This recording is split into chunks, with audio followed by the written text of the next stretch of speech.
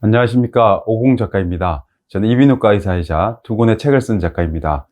최근에 코로나가 많이 늘어나면서 코로나 신속 항원 검사도 많지만 코로나 이후에 호흡기 증상으로 내원하는 분이 많습니다.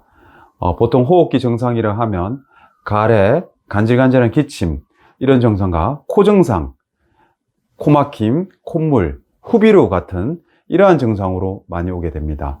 또 어떤 사람은 후각소실로 인해서 또 불편을 호소하시기도 합니다. 이러한 분들이 처음에는 무증상인 분들도 있고 처음부터 기침 가래가 너무 심하신 분도 계십니다. 이러한 분들은 대부분 이런 적이 처음이라 할 정도로 기침을 심하게 하고 또는 오래 하게 됩니다.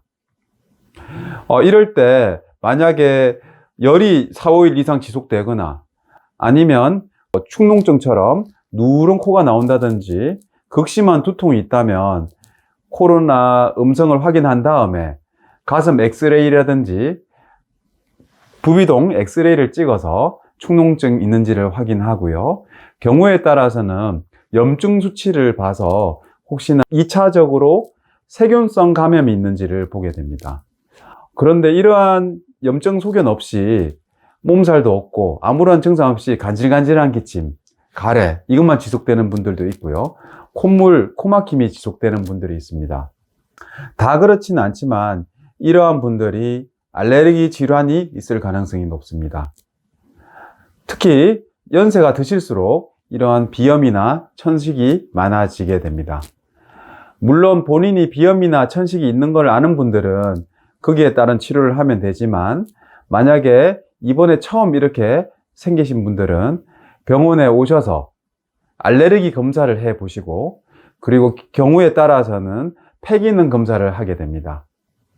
그래서 이러한 분들에게 치료하는 가장 중요한 것들은요, 물론 알레르기 약이나 알레르기를 함염증제인 스테로이드를 사용할 수가 있겠지만 가장 효과적이고 안전한 방법은 이렇게 비강 스프레이를 비염이 있거나 호각 소실이 있을 때 비강 스프레이를 뿌려주게 되고요.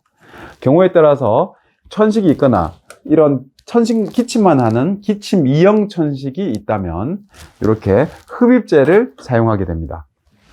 이러한 흡입제를 사용하는 이유는 이러한 흡입제를 기관지 확장제로 단순하게 생각할 수 있지만 사실은 이러한 약들은 항염증제라고 생각하실 수 있습니다.